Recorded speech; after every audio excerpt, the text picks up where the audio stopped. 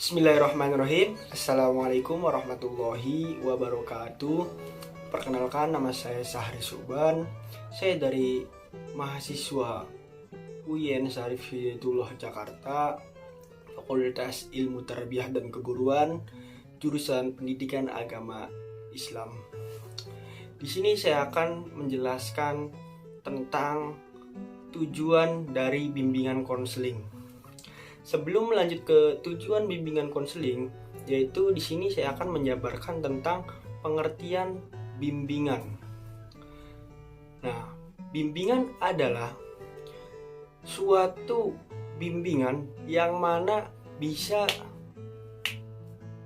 dilakukan oleh semua orang kepada seseorang yang mempunyai masalah ataupun kepada seseorang yang membutuhkan bimbingan tersebut. Jadi siapapun orangnya yang dapat membimbing orang yang membutuhkan bimbingan itu bisa dikatakan sebuah bimbingan. Kemudian pengertian dari konseling yaitu orang yang mempunyai keahlian dalam membantu seseorang. Dalam artian konseling ini orang yang ahli, khusus orang yang ahli dalam bidangnya.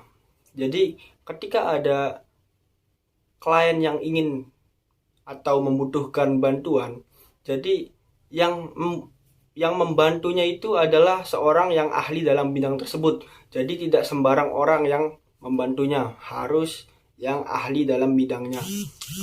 Contohnya semacam proses pembelajaran. Jadi di suatu sekolah, proses yang memberikan bantuan kepada siswa untuk memudahkan proses belajar itu adalah guru. Jadi harus yang berprofesi guru. Jadi selain guru itu tidak bisa, harus ahlinya. Jadi pengertian konseling itu adalah seorang ahli yang mana dia memberikan bantuan kepada yang membutuhkan. Kemudian selanjutnya yaitu berlanjut ke pengertian bimbingan dan konseling. Dan pengertian bimbingan konseling ini dapat kita simpulkan bahwasanya siapapun itu mempunyai hak untuk membimbing seseorang. Dengan kata lain, dia mempunyai ilmu pengetahuan dalam hal yang akan dibimbingnya. Kemudian kita berlanjut ke tujuan dari bimbingan konseling. Tujuan dari bimbingan konseling yaitu dibagi menjadi 4 bagian. Yang pertama, tujuan bimbingan konseling individu ataupun pribadi, yang mana hal ini bertujuan untuk memberikan bimbingan kepada individu yang mempunyai masalah. Jadi tugas bimbingan konseling ini memberikan masukan atau memberikan nasihat kepada seorang individu yang mempunyai atau yang sedang menjalani suatu kegiatan, akan tetapi dia di tengah jalan mempunyai masalah. Dan di situ tujuan bimbingan konseling untuk individu adalah memudahkan atau menasihati dia.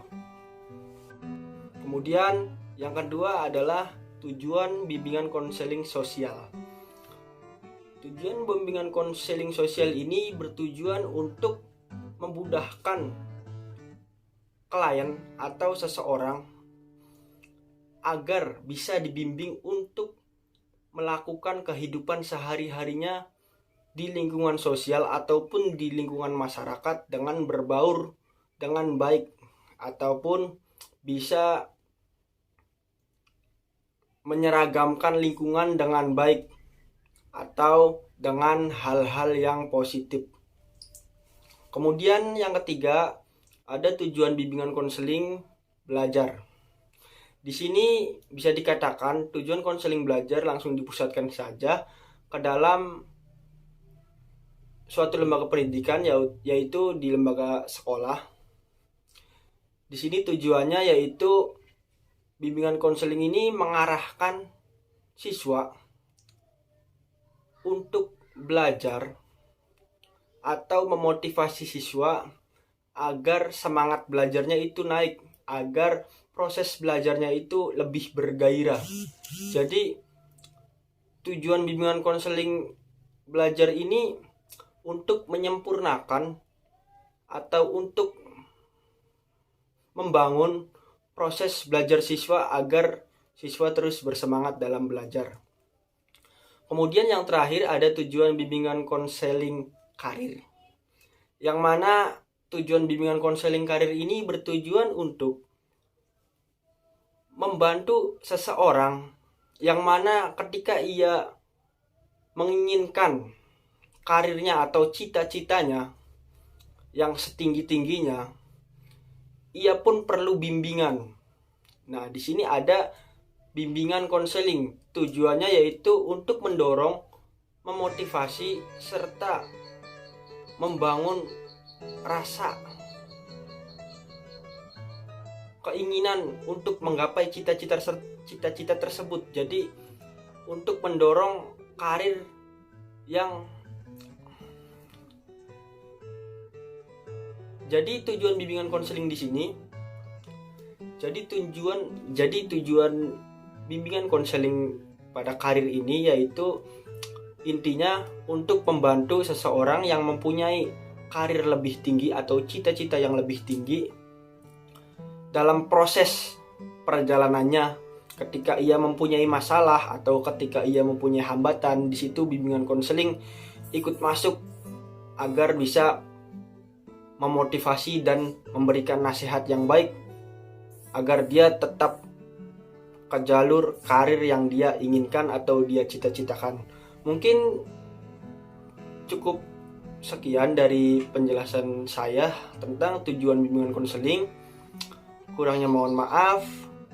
Syukron. Terima kasih. Wassalamualaikum warahmatullahi wabarakatuh.